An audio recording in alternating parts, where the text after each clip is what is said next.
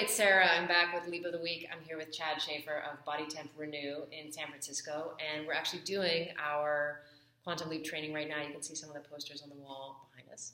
And are you having a good time? Fantastic time, Sarah. You kind of have to say that, right? Yes, I do. You kind of do. So that's a insincere question with an insincere answer. But we have a real question for our Leap of the Week. And what is it?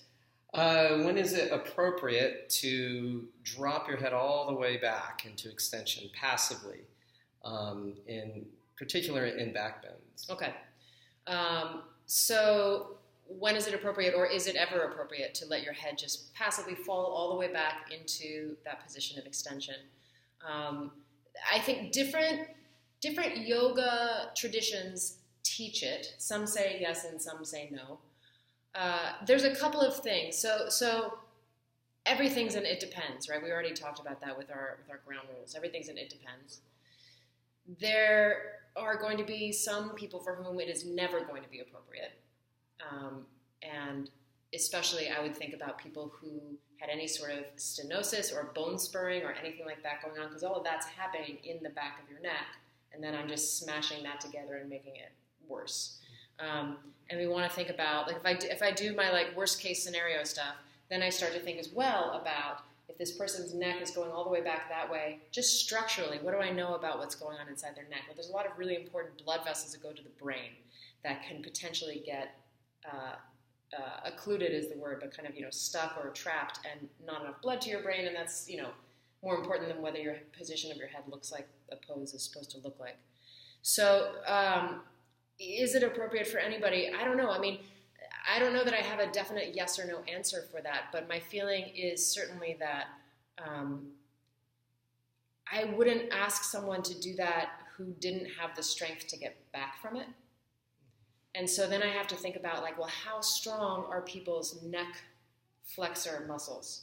And do they actually have the ability from this incredibly far back end range position to properly bring their head back, or are they doing some other kind of weird movement to try and get there?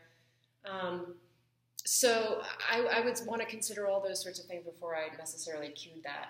And especially in a group situation, I mean, you got a room full of 25 necks that you maybe don't totally know what's going on with their necks. And so that's one of those things that I personally probably wouldn't cue it, even if that was, sort of more traditional for the pose. Because I'd want to look as well at what's going to be useful for this person. Is passively bringing my head all the way back here useful? Is it functional?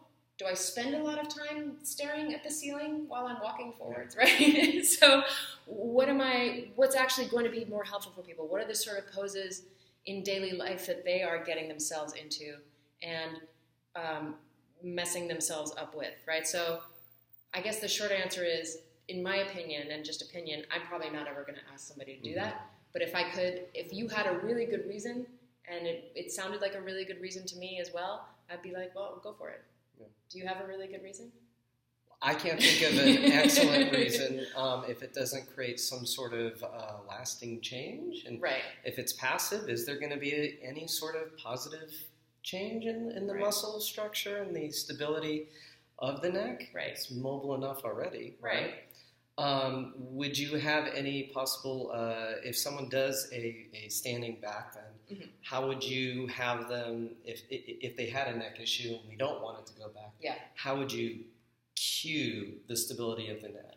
I would do exactly what you were just doing right now, which is that action of nodding, which is keeping the chin in. I don't know how well you guys can see this, but the difference between here, stick your chin out.